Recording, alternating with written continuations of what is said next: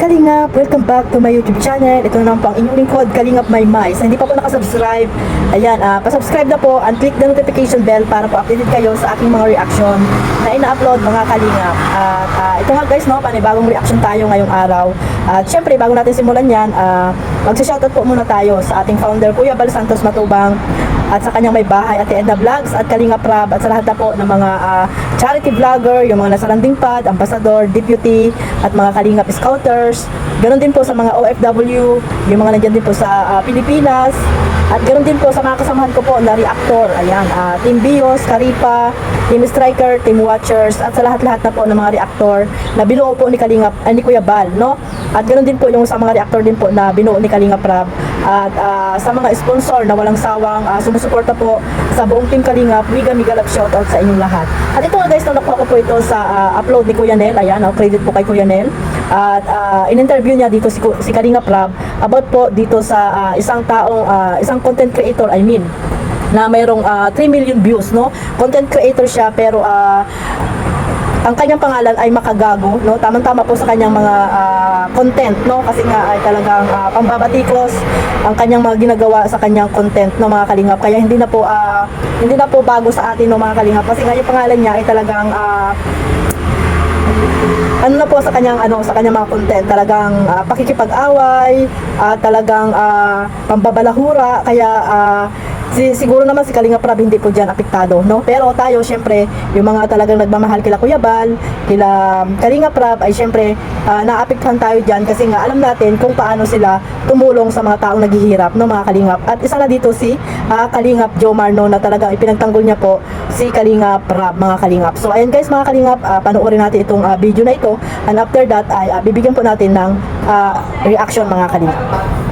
Naman sa nangyayari ngayon na merong bumabanat or merong parang sabihin natin naninira kay Kalingap Rab sa social media. So, anong reaction mo nung nalaman mo? Actually bro, reaction ko parang medyo na-off ako dun sa content. Sa content na lang para kay Kalingap Rab. Kasi alam mo yun bro, yung sobrang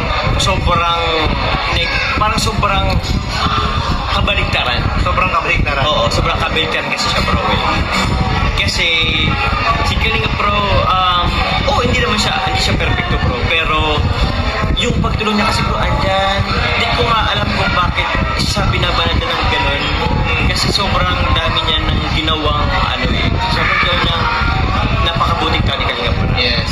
Sobrang dami niyang tulong. Although hindi naman niya parang hindi naman niya sinusumbat yun. Pero just maging real talk lang tayo guys. Ang dami niyang natulungan tao. Meron din mga nagsasabi na i-clear din natin yan yung tipong manyak thing. Manyak ba yun? Hindi ganun si Kalingap. Saan galing yun? Sa mga nababasa kong comments. Saan galing yun? Pwede rin kasi sa mga taga dito lang din. Pwede yung mga wala kasi bro gamot sa inggit eh. Yun na nga bro. Wala gamot sa inggit. Inggit kasi yun. Insecurity kasi yun. Security yun. Siguro kasi nakikita tayong masaya. Masaya tayo, medyo umaangat Siguro. kasi normal yun na reaction ng ibang malalapit na nakakita na Actually, yun crab mentality. Crab mentality yun ang isa sa mga ng Pilipino. Yes. Yung tipong crab mentality nilataan pababa. So, yun sobrang hindi po ganun. Sa manyak din. Yun hindi po ganun si Kalingap Rab. Ang layo. Wala pa ako bro kahit isang narinig na beneficiary na pinagsamantalan. Sobrang kabaligtaran. Sobrang kabaligtaran. Sobra po ang respeto niya. Oo naman po, kaya ikaw po, di kita papangalanan, pero sabi ng ganun, sobrang hindi po ito to. Sobrang buting tao po ni Kalingap. Ako po patunay ako na bilang isang staff niya or isa sa mga kasamahan niya po. Kasi bro lagi natin nakita si Kalingap. Oo. Tsaka sigurado, itong naninira na to, hindi naman ito nanonood talaga. Hindi siya nanonood talaga. Pwede kasing nakarinig lang siya sa mga sabi-sabi. Tapos ginawa na ng content. Ginawa ng content. Oo. Masyadong ilaw yung information niya. Oo, sobrang ilaw. Hindi siya nag-deep ng information. Wala talaga. Baka nga lang dito bro mga short clips, yun ang pinasaya. mga cuts lang. Pero panoorin nyo po para malaman nyo yung totoo mga nangyayari. Ganon. Tapos, yun.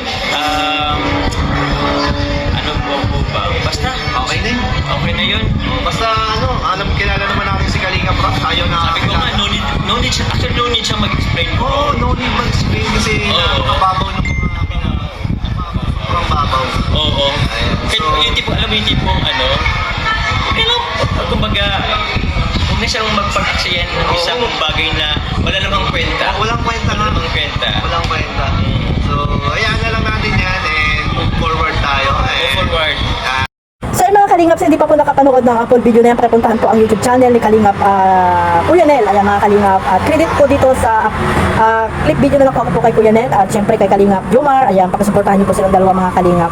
At talagang ayan po ay nakasupport po yan sa mga love team, sa kay Kalingap Jo, ay kay Kalingap Rab. Nakasupport po yung mga yan kasi lagi-lagi po nila kasama yan.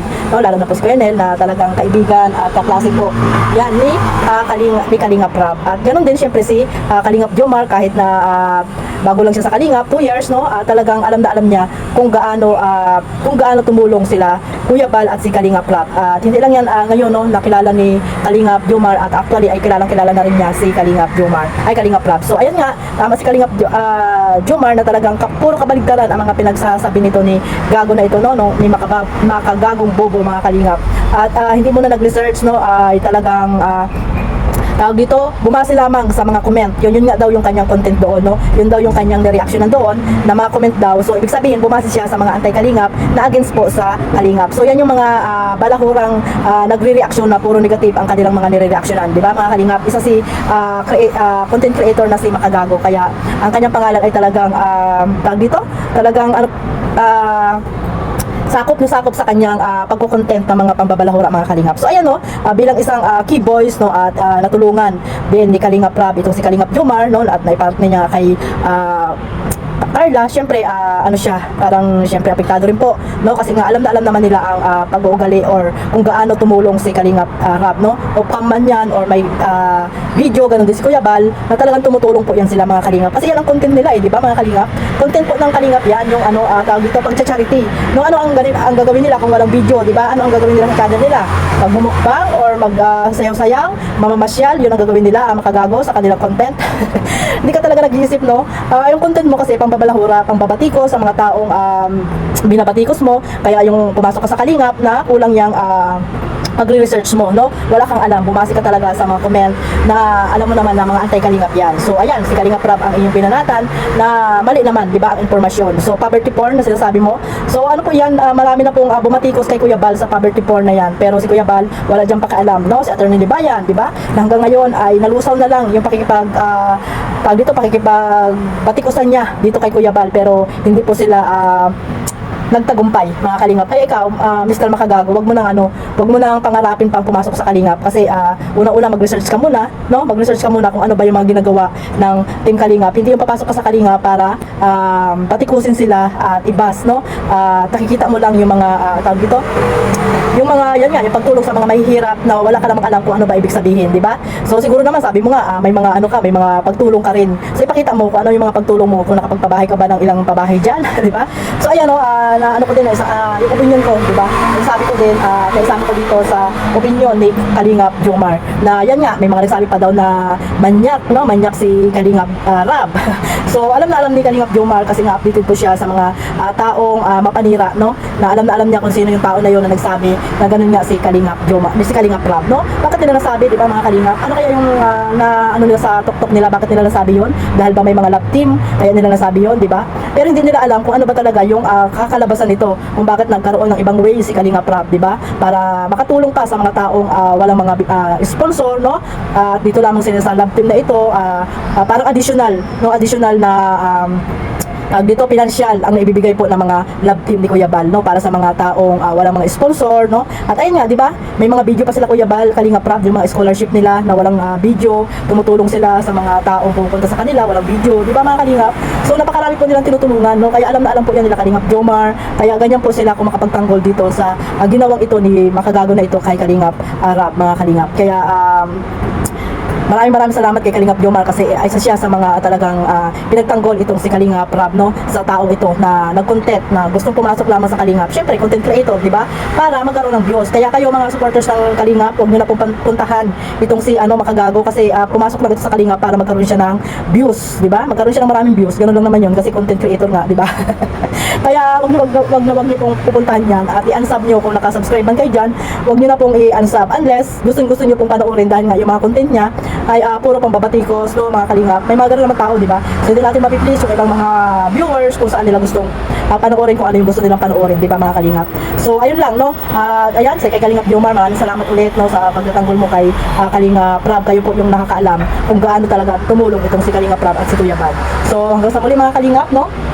At inuulit ko po, wag niyo pong suportahan itong si Makagago, no? Wag niyo pong panonoorin kung ano man yung susunod yung mga content dito sa Kalingap kasi sabihin niyo na mag-search muna kung ano ba talaga yung ginagawa ng Team Kalingap at Kuya Bal, no? Ang Kalingap ay hindi lamang isang grupo yan at isang komunidad, no? Ito ay foundation na at naka-register po ito sa SEC mga Kalingap at si Kuya Bal ang president diyan, no?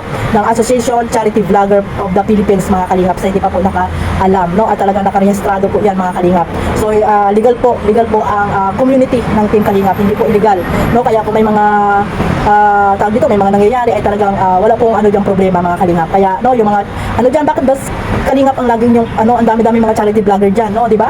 Mga charity vlogger, di ba? Marami po diyan, hindi lamang Kalingap, no? Labas sa Kalingap na napakarami pong mga charity vlogger. Bakit si Kalingap Rob ang laging yung tawag dito? Kuya Bal ang laging yung binabatikos. O, alam na, di ba? Alam na yan, may diyan, may nag-udyok diyan mga Kalingap na galit sa Kalingap. Kaya ayun, pumasok sa Kalingap na bumase lamang sa mga comment, no, na mga comment ng anti-Kalingap. So, alam niyo na yun mga Kalingap. So, hanggang dito na lang po. Maraming salamat po sa walang sawang suporta sa buong Team Kalingap. God bless us all. Mabuhay po ang Team Kalingap. Bye-bye!